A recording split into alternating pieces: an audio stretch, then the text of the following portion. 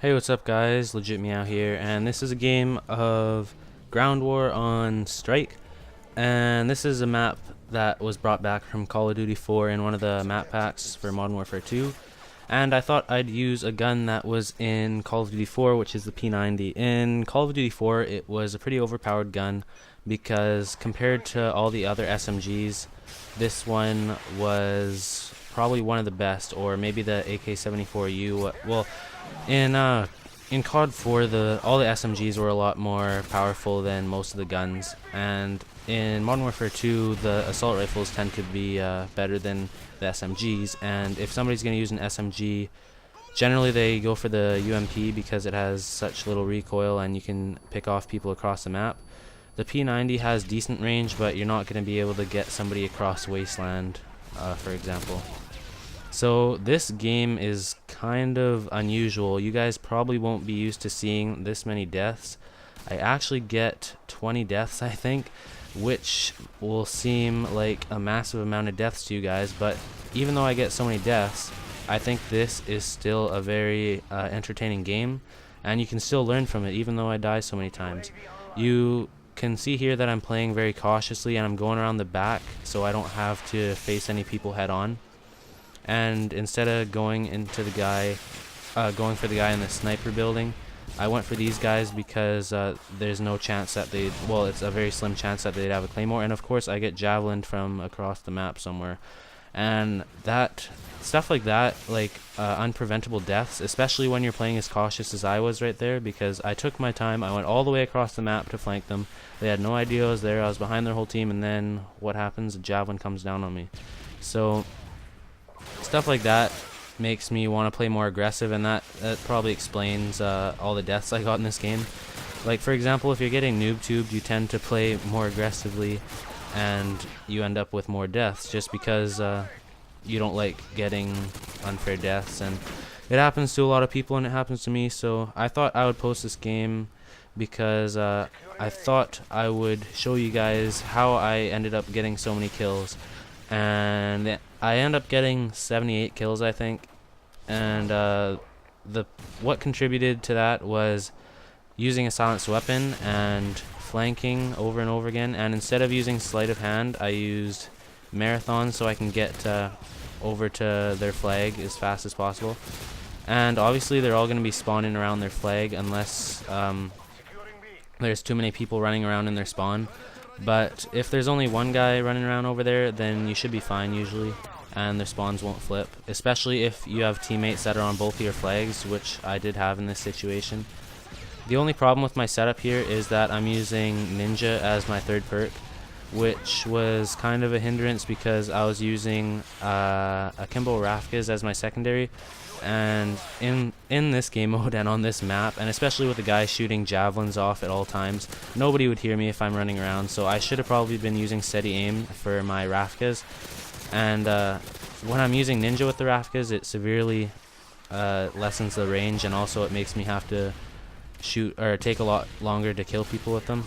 So I probably would have had a better game if I had sleight of hand. And some people say that sleight of hand's a noob perk, but honestly, people always used it in previous Call of Duty games, and I think it's a lot less overpowered than Ninja, because well, depending what game mode you play, but for most game modes, Ninja is probably one of the most overpowered third perks, and that would explain why everybody uses it, because you can sneak up on people, and it probably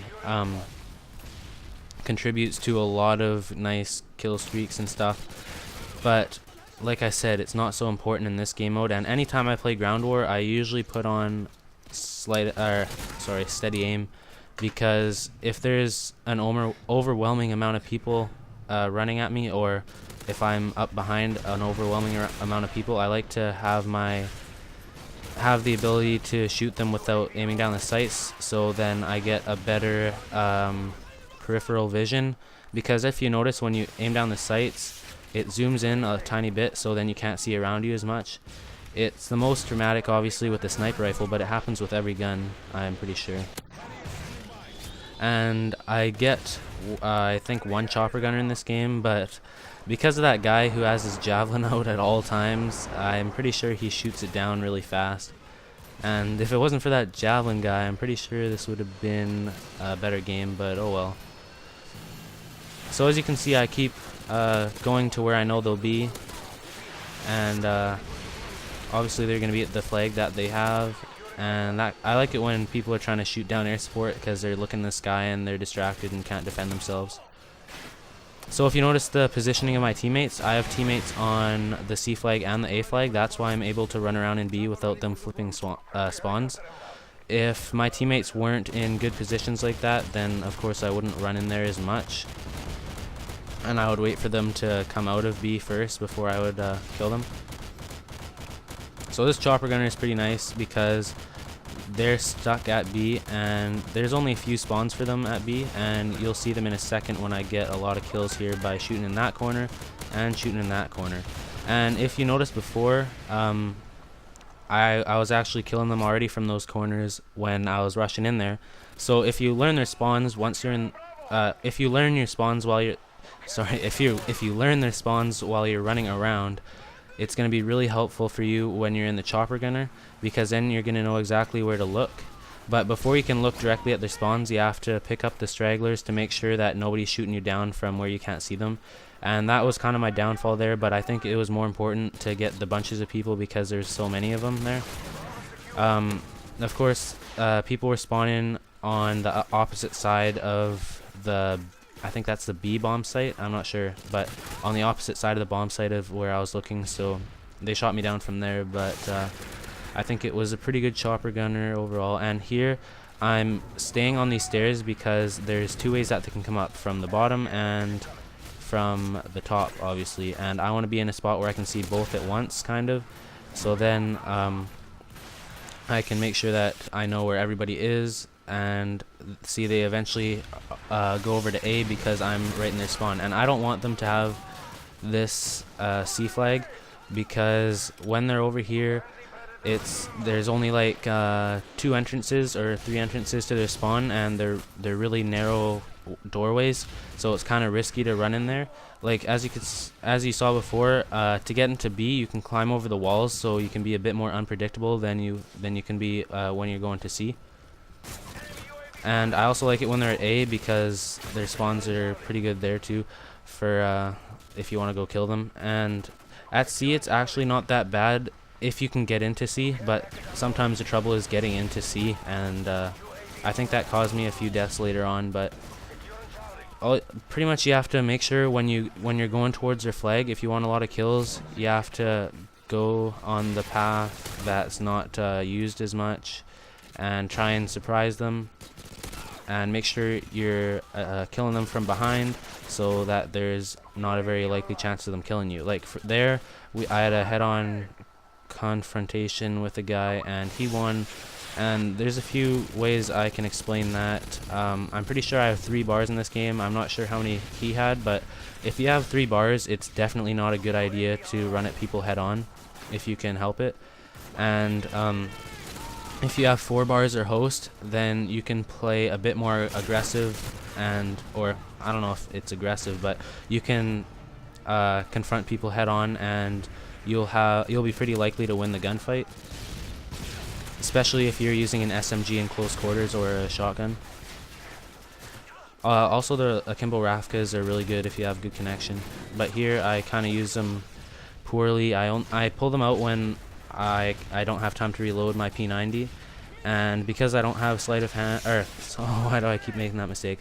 Because I don't have steady aim pro, it's kind of hard to take them out that way. But yeah, next time I'll put on steady aim. I have ninja on here because I was playing search and destroy earlier, and I didn't have time to switch my classes up to be perfectly suited for this game mode. And this is probably the best way to enter C, because this way, where my teammate's coming from, I couldn't really read his name there, but that gateway on the opposite side, they'll spawn back in that parking lot, and you'll be able to pick them off if you have an assault rifle or a decent ranged SMG. And also they spawn behind that dumpster where I just got killed. And there's another thing that got me angry. That guy shooting the javelins, like stuff like that where you can't really prevent it. It just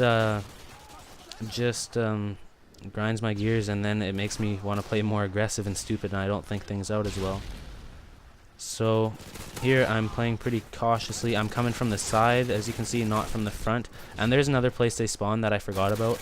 I haven't played much of this map since Call of Duty 4 because once I bought this map pack, I went away on vacation, I'm pretty sure, and I never really got to play it. So I forgot most of the spawns, and I'm trying to relearn them. And it's really important to relearn the spawns, or to learn the spawns, because if you know the spawns, then you're less likely to get people sneaking up on you. And here's a very stupid move by me. I try to go back to those guys spawning in the corner. I should have probably, like, here I'm not taking my own advice, and I'm confronting them head on. Even though it worked out that time, it's still unlikely that I would have killed him. And this is very lucky. I think I take care of all these people here rushing me. So as you can see, I'm going from cover to cover to make sure that they have the hardest time possible shooting me down. And I do pretty well here, but another guy comes out that window and he kills me. So I'm nearing the end of the game now, so I get a 5-man predator missile here, I think. And that's one of their spawns, so you have to remember that if you want to get a lot of kills, that's one of the places you're going to spawn if they have C. So thanks for watching, guys. I hope you guys didn't mind how many deaths I got, but I thought it was pretty entertaining gameplay, and you could still learn a lot from this about how to get a lot of kills. And actually most of the kills in this game were gun kills, a lot more than the average game you see on YouTube nowadays. You usually see air support kills, and not that there's anything wrong with that, but I think it's also interesting to see a lot of gun kills. So thanks for watching, guys. Consider thumbing up the video or subscribing if you feel like it, and see you later.